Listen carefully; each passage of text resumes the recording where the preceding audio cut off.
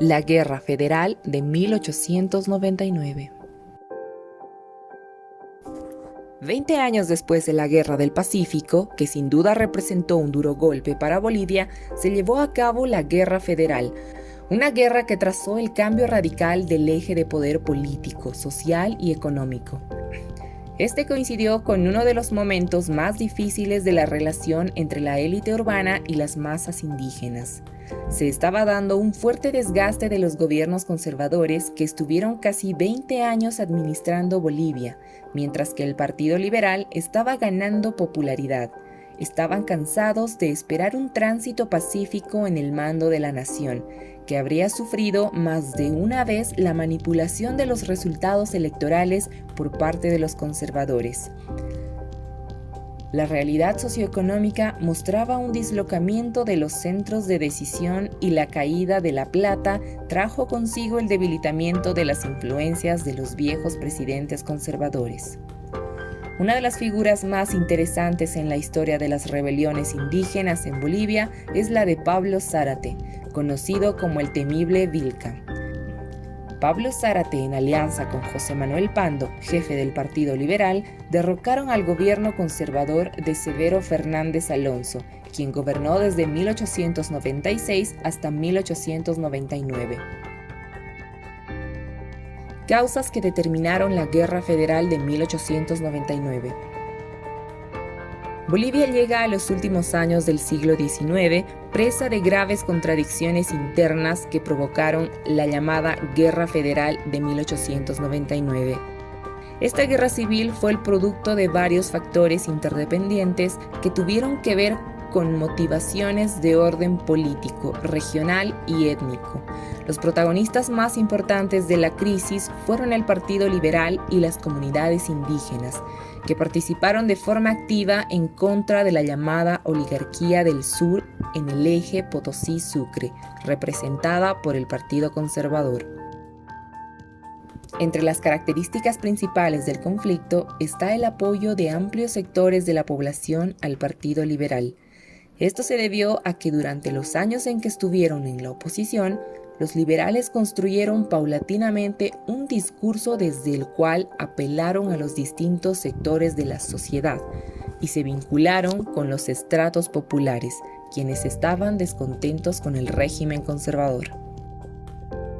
El conflicto también tuvo causas económicas que tenían que ver con la creciente importancia de las ciudades de La Paz y Oruro, y con una fortalecida élite relacionada con el comercio y la minería del estaño. Estas ciudades y sus élites, con los liberales como principales representantes, necesitaban, además del poder económico, el instrumento político que les permita tomar las riendas del país.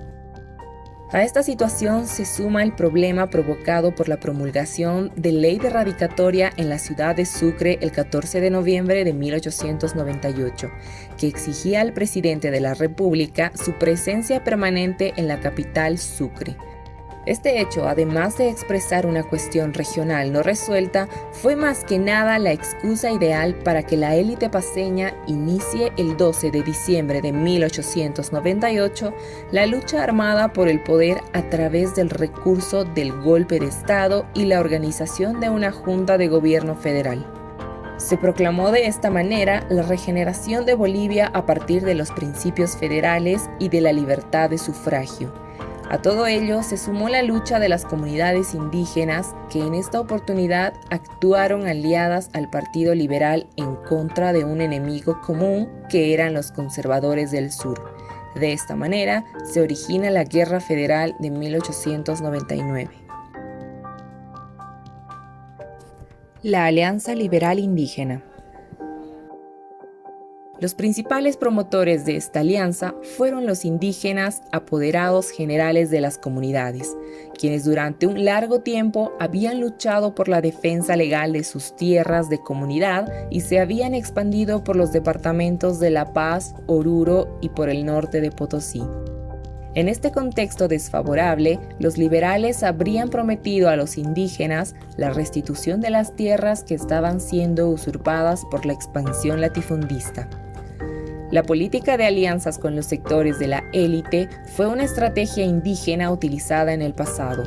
fue posible gracias a la dinámica política que había en el área rural, que tenía como protagonistas a los vecinos y a las autoridades de los pueblos rurales, especie de intermediarios entre el mundo indígena y el mundo urbano. El desarrollo del conflicto. El 12 de diciembre de 1898, el presidente Severo Fernández Alonso decidió organizar al ejército constitucional y marchar rumbo al norte a sofocar el conflicto, pensando de manera errónea que se trataba de una revolución más. El 24 de diciembre, cuando Pando, como jefe del ejército federal, se dirigió a Sica Sica, invistió a Zárate con el cargo de general de las fuerzas indígenas, integrándolas oficialmente al conflicto.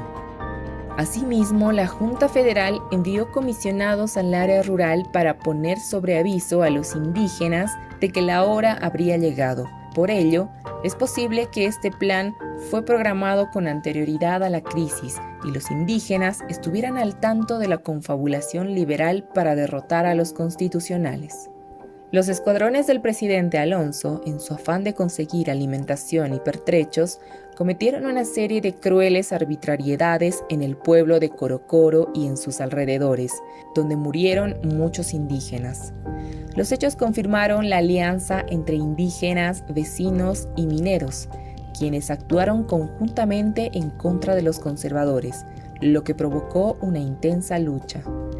La situación empeoró debido a las innecesarias crueldades de los soldados unitarios, que provocaron en respuesta una terrible masacre en la iglesia de Ayoayo, donde un escuadrón constitucional denominado Sucre fue asesinado en manos de los indígenas. Esto ocurrió después de la batalla del primer crucero de Cosmini, acaecida el 24 de enero de 1899, en la que el ejército de Pando ganó a los constitucionales. La batalla decisiva para el triunfo liberal ocurrió el 10 de abril en la llamada Batalla del Segundo Crucero de Paria, en las cercanías de la ciudad de Oruro, donde las fuerzas de Pando, seguidas por los combatientes de Zárate Vilca, ganaron a los conservadores en una sangrienta batalla. Esto dio inicio a la era del liberalismo en el poder a partir de 1899 hasta 1920. La Proclama de Caracollo. La proclama fue escrita el 28 de marzo de 1899, después de que el líder indígena se reuniera con Pando para hablar de lo acontecido en Mojosa y Corocoro, a los pocos días de un triunfo de las tropas indígenas sobre los unitarios en Vila Vila y Caracollo. En este contexto, Pando felicitó a Vilca por los triunfos, pero también lo recriminó por los desmanes ocurridos y le aconsejó enviar órdenes para tranquilizar la situación en el campo. Es por eso que Zárate, preocupado por las matanzas, decidió escribir de manera autónoma la proclama para no poner en riesgo la alianza. Definitivamente, esta guerra civil dio fin a los gobiernos conservadores que heredaron un régimen colonial y se dio paso a la revolución indígena.